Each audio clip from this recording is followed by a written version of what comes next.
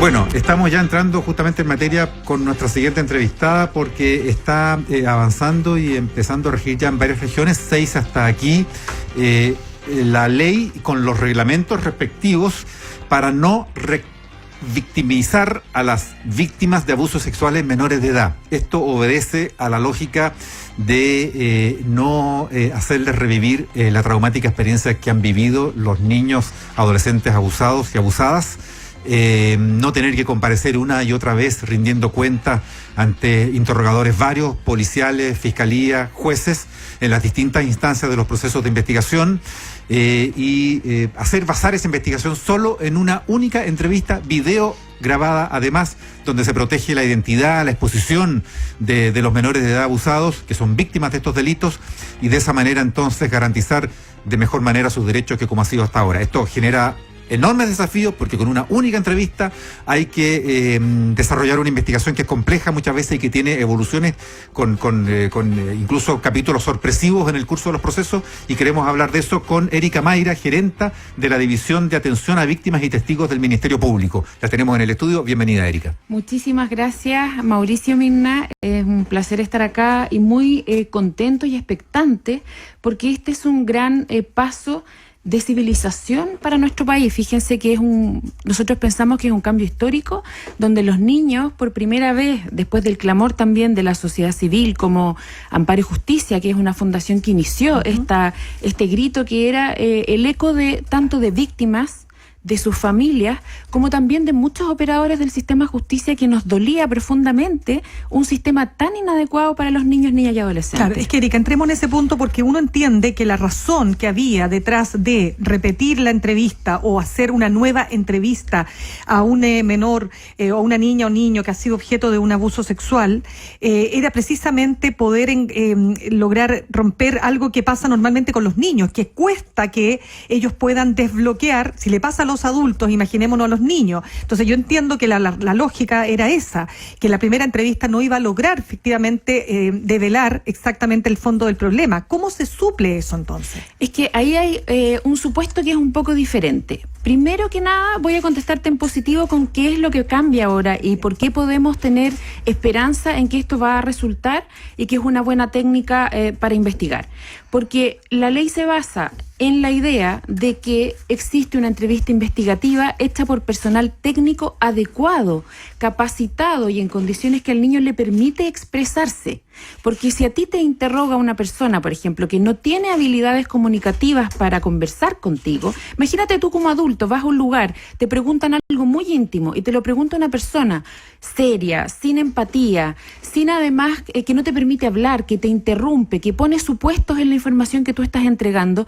¿Qué garantías tienes tú y qué comodidad tienes tú para expresarte y además para que te entiendan verdaderamente lo que tú estás comunicando? Traslada eso al mundo de un niño, donde en general interactúa con gente que es extraña y se puede sentir además intimidado. Por lo tanto, no es tanto, es más bien, fue necesario como política pública generar gente especialmente capacitada para hablar con los niños y por lo tanto saber qué cosas te puede contestar un niño de 4 años y qué cosas no, porque por ejemplo no tiene el mismo dominio de la temporalidad que un adulto. Y por lo tanto hay muchas cosas que los niños pueden haber contestado en juicio y en investigaciones que para nosotros significan una cosa y para ellos otra, nada que ver. Por lo tanto es muy importante, claro, bajo estándares comunes, claro, podría haber alguien que considerara que hay hasta contradicciones o inconsistencias en una declaración, pero que obedecen a la lógica del relato de un niño. Por supuesto, y no ser así verdaderamente. Por lo tanto, ahora, ¿qué es lo que se hace con esta ley y lo que ha hecho el Ministerio Público y las policías que han tenido que formar entrevistadores? Generar un estándar técnico muy alto para hacer las entrevistas investigativas en base a un protocolo común que se llama protocolo de NIT, donde se establece la técnica de entrevista. Es decir, el que se sienta a entrevistar a un niño no se sienta con lo que pensó que era mejor, con lo que creyó que, con apapachar, por ejemplo, o cosas que uno diría, ya con esto nos vamos a arreglar, claro, para esta entrevista. No, metámosle afectividad. Se sienta con una técnica, con una técnica que incluso es muy bonita desde ese punto de vista porque se basa en un concepto que se llama neutralidad empática. ¿Qué quiere decir esto? Que Es imposible que si tú no generas un vínculo con esa persona en ese contexto y con esas reglas, pero de comunicación, esa persona te vaya a contar algo, ¿no es cierto? Y que tú le generes un ambiente y un lugar adecuado para que lo pueda realizar, y además con neutralidad, porque estamos haciendo una investigación. Y por lo tanto es muy importante para todos que sepan, esto se basa en un personal técnico que lo que hace es permitir que el niño se exprese, y por lo tanto las preguntas que hacen son basadas en un baremo, en el fondo, entre preguntas abiertas, es permitirle hablar al otro, ¿no es cierto? Cuéntame más sobre eso.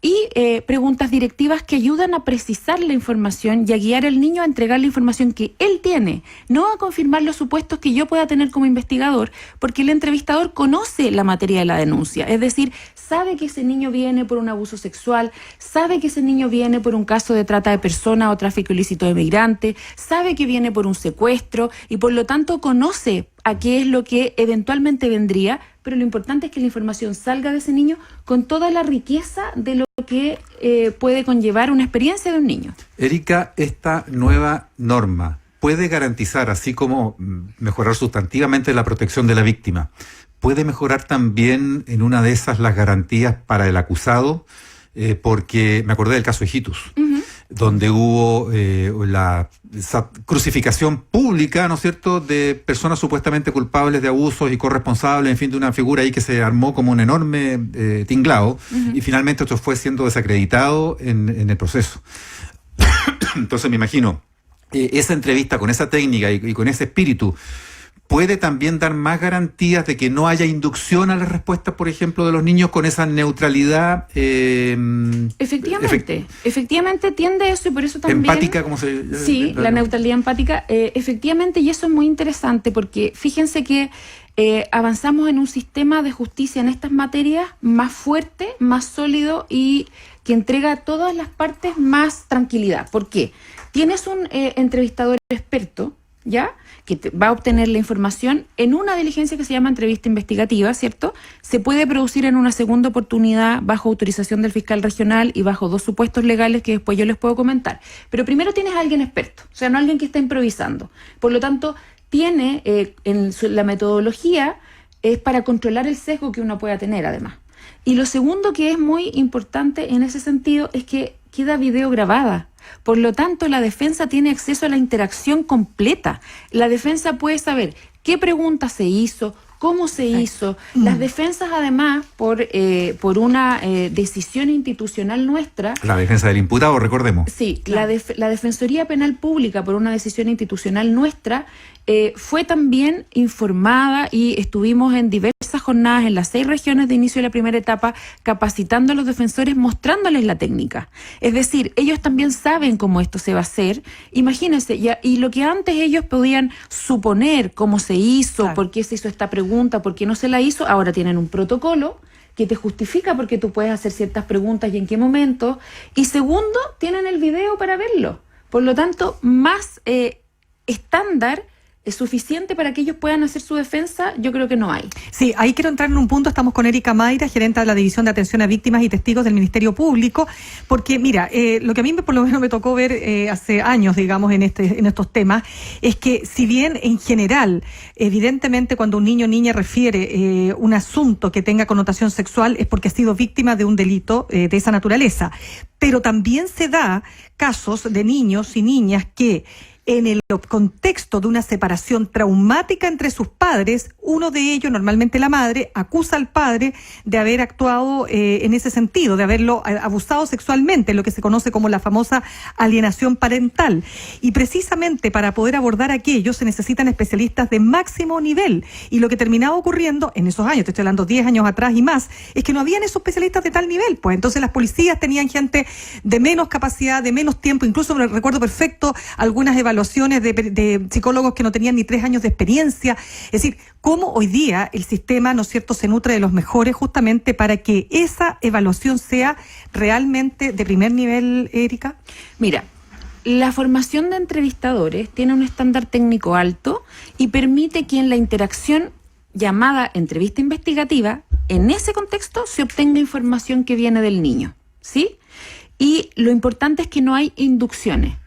Si el niño, esa entrevista, al permitir que el niño se exprese, es muy difícil que logre ahí plantarse una mentira muy orquestada, porque en definitiva la interacción tiene que ser suficientemente abierta con el niño para que se exprese lo que él trae.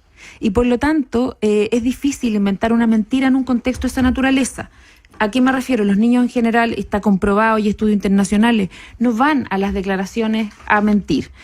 Si tú te refieres al fenómeno de la alienación parental, claro, es que no es bien mentira propiamente tal. Sí, porque en el fondo hay toda una manipulación, exacto, ¿no es cierto? Y que se da por mucho tiempo, exactamente, digamos. Sí. Pero de todas formas, ahí hay que tener cuidado, está bien desacreditado ese fenómeno después en la literatura psicológica, pero forense.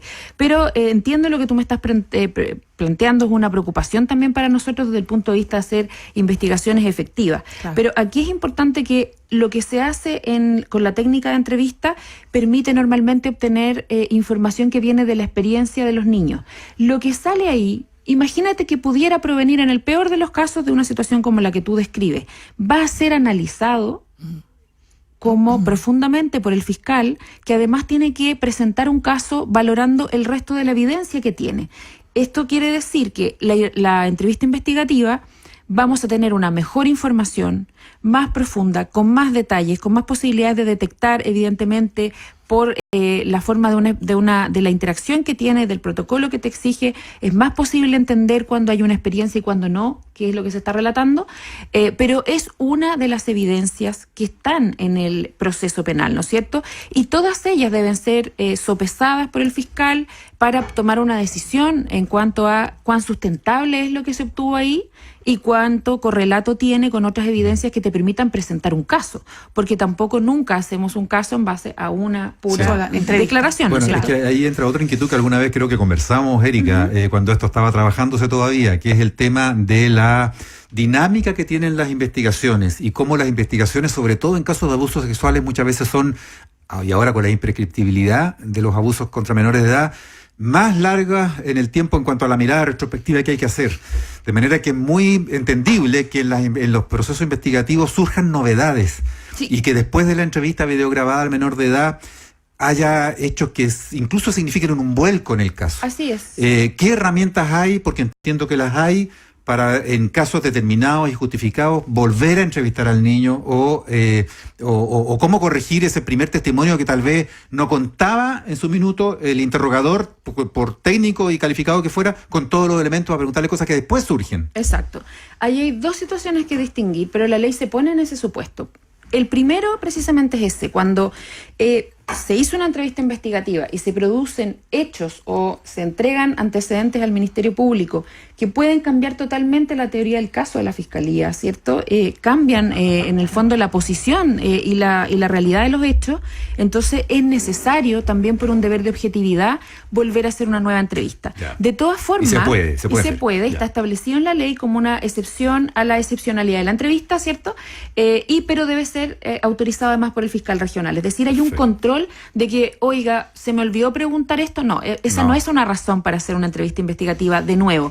Esta ley lo que hace es profesionalizar las entrevistas, y esto es muy importante porque si ustedes van hacia atrás, no hay ninguna política de Estado en el sistema procesal penal que haya logrado esa concreción de profesionalizar una diligencia tan importante como una entrevista investigativa, en este caso para los niños. Pero piensen que el sistema en general no tenía esa herramienta. Entonces esto es como un faro también que ilumina y obliga a profesionalizar las entrevistas a las víctimas. Ahora, la segunda excepción es que el propio niño, niña o adolescente pida, ejerciendo su derecho a ser oído, una nueva entrevista investigativa, y en ese caso también tiene que otorgarse. Pero aquí quiero llamarles, alertarles a un fenómeno que pasa en estos casos. Los niños también sufren muchas presiones. La mayoría de los abusos sexuales, esta ley es para más delitos que abusos sexuales, pero se ha un poco simbolizado en esos delitos, ¿no es cierto? Pero básicamente muchos de los delitos que contempla la ley, que son 16 tipos penales, ocurren en el contexto intrafamiliar. Y cuando se devela un hecho, normalmente, y esto está estudiado también desde el punto de vista forense, las reacciones familiares no siempre son de apoyo al niño. Y por lo tanto un niño que devela después puede ser presionado a cambiar su relato. Por lo tanto, esto hay que mirarlo con mucho cuidado, ¿sí? Entonces, hay situaciones que pueden ser distintas. Por ejemplo, tenemos una situación en que se alega o se denuncia una violación, ¿no es cierto? Donde tenemos una niña que señala una violación y la teoría del caso de la defensa es que ha mentido sobre su edad al imputado. Entonces nosotros, la teoría del caso nuestro, por ejemplo, es que no ha mentido sobre la edad, esto es una violación, esta es la teoría del caso de la Fiscalía, pero resulta que 3 meses después nos llega una carta de la niña, por ejemplo, al imputado, donde se dice que ella, o se escribe ahí que ella tiene 19 años, por ejemplo, ¿no es cierto? Entonces, ese hecho es un hecho nuevo que nosotros estamos en obligación de periciar y, por ejemplo, imagínense, se hace una pericia caligráfica y se demuestra que efectivamente esa es la letra de la niña, o bien se demuestra que no lo es, pero esa es una circunstancia nueva, totalmente justificada para hacer una nueva entrevista investigativa, donde uno la llamaría para preguntarle, mira, hay un antecedente, tú puedes en el fondo aportar información sobre esto. Esos son casos que evidentemente el sistema tiene que poder despejar adecuadamente, y por eso el cierre en términos absolutos de es una sola entrevista y nada más tampoco es razonable, ¿sí? Pero ahora lo que se hace es administrarlo, ¿no es cierto? Una curiosidad nomás, ¿has visto la serie Inconcebible que está en Netflix? Miren, no la he visto todavía, me avisaron de varias partes porque sé de qué se trata, pero fíjense que para nosotros, la Fiscalía de Chile, es muy importante que el sistema cuente con elementos razonables como una entrevista investigativa de calidad, y además con lo que establece esta ley, que quisiera poner el acento suficientemente. Esta es una ley que se compromete con los derechos humanos de los niñas, niñas y adolescentes, y esa serie también tiene que ver con los derechos humanos de las víctimas. Exacto. Con que sean de verdad acogidos, escuchados correctamente, no revictimizados, y esta ley es un punto muy fuerte en eso. Perfecto. La serie lo muestra magistralmente, sobre todo el caso de adolescente abusada. Sí. Pero ahí está radicado más en el tema de las policías que de la Fiscalía, pero de todos modos. El sistema en general tiene ese desafío. Bueno, damos las gracias a Erika Mayra, gerente de la División de Atención a Víctimas y Testigos del Ministerio Público, por habernos